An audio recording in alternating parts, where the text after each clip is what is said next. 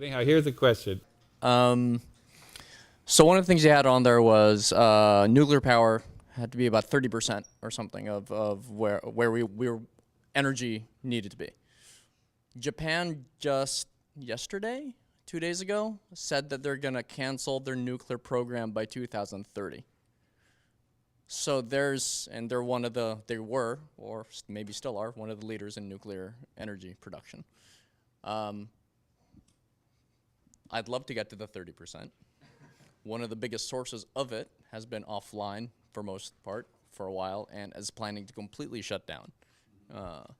So I know you're looking at it from a macro point of view.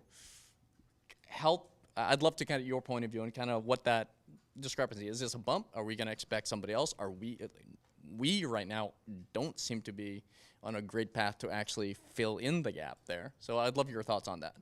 Well, look, I mean, I threw that up as a goal or an idea, or it's just a rough way. I mean, there's a million ways to get to some kind of decarbonize the energy systems, and that's just one way. I mean, the one thing about nuclear, which, your generation is great.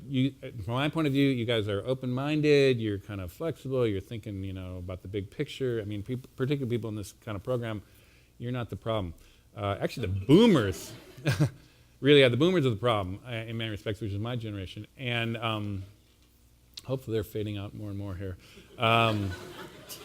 But because there's just such fierce, the thing about boomers is they just have such fierce passions about everything, and they just won't let go. And so this is why we have these culture wars over and over and over again. I mean, how many times we fight the Vietnam War thing again, we're doing it again with Romney and the whole thing. So anyhow, it's like, but this nuclear war, the nuclear thing is part of this issue that it's just baked in from this kind of 60s, 70s kind of period that, nuclear is bad, it's a bad thing. But it isn't, really. I mean, it's got its issues, but, a lot of stuff has issues. And climate change, getting out of control, is going to have way more issues than, the danger around what are we going to do, if Fukushima, has this or that, or to what extent, what are we going to do with the radioactive waste. I mean, those are not problems that we shouldn't be concerned about or we shouldn't be aware of. But I think what we got to do is adapt this big picture thing. I do think there's a next generation of small nukes that are starting to get built here. And in fact, there's stuff here at Lawrence Livermore. Labs are doing a ton of stuff around this. And for those that actually are into this space and actually want to open their minds a little bit about this, one of the great environmental thinkers of the Bay Area forever has been a guy named Stuart Brand, and he was, part of the Whole Earth Catalog guy. He started that and was totally anti-nuke kind of guy for a long time. He's really done his rethinking on that, and he's really now much more bullish on we have to basically do that to bring CO2 down, and he's kind of lays out a bunch of things on that and how we could do that. And it's not just these big, kind of centric, kind of quasi-military installation things that we've kind of built in the 50s and, coming off the war. That was the way people thought, big, lumbering, huge things.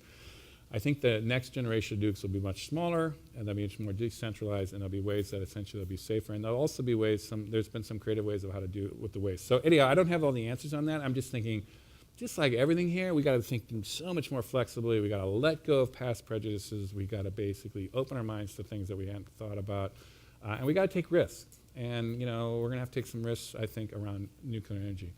The biggest threat here, as long as we're talking about energy, I didn't want to get into it, but I will just tee up, is like this whole opening now up of natural gas and new oil fields and stuff going on in this country. It's really a complicated situation here, and I don't want to get too deep into it here, but it is an issue that I would really tune into here, folks, because what's happening is natural gas there's much more abundant and much more available now than we thought, even 2 years ago or 3 years ago. And there's actually a little booms going around this, extracting it now, which is adding to the economy and getting people all excited.